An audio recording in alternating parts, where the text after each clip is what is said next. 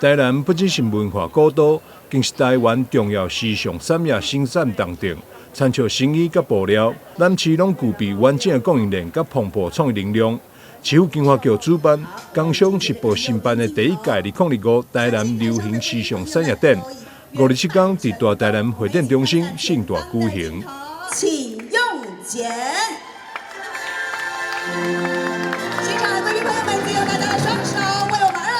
2025台南流行時尚產業展正式開幕，剪彩順利。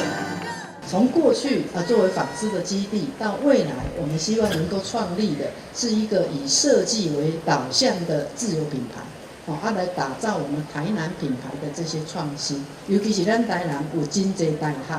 咱大家可能唔知影有17間的咱的這個大專院校，內底有8間那種所謂的設計系，或者是設計相關的媒體開發啦，或者是媒體媒介等等的這些系所。它都可以來協助我們往這個設計方向裡面去做導引。黃市長也提到說，我們台南呢在紡織、刺繡、眼鏡以及美妝、皮革這方面的產業呢，具有很堅強的設計以及創意的這個基礎。所以呢，我們流行時尚產業展呢，也結合這些工協會的力量，然後打造我們台南呢一個最堅實的一個展覽平台，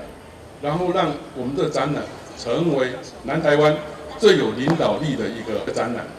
台南流行時尚產業展參展踴躍，有超過100件廠商參與，總共展出250個單位。台南市赤繡商業同業公會也邀請會員參加，展出60大赤繡相關的單位。理事長黃正中特別感謝市府舉辦首屆流行時尚展，協助產業行銷，同時也講到赤繡產業目前的困境，因此透過結合3關海的力量，創立台南優秀品牌。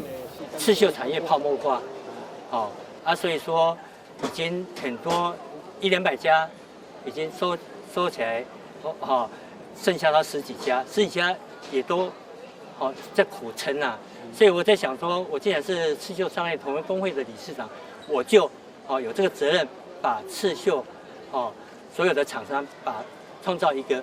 商機，創造一個平台，創造一個品牌，給他們來在這邊來發展，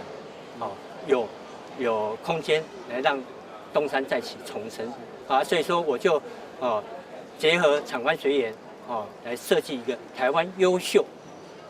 台南優秀品牌，因為我們是台南起家，台南是刺繡產業的重鎮所以說台南優秀的品牌就是這樣。展覽日期為12月5號到12月7號，現場規劃有真濟好康活動，民眾入場參觀會當享有摸彩活動、滿爺禮、拍卡禮等相關好禮相送，歡迎民眾填寫問卷，免費入場參觀。台南新聞張世維採訪報道。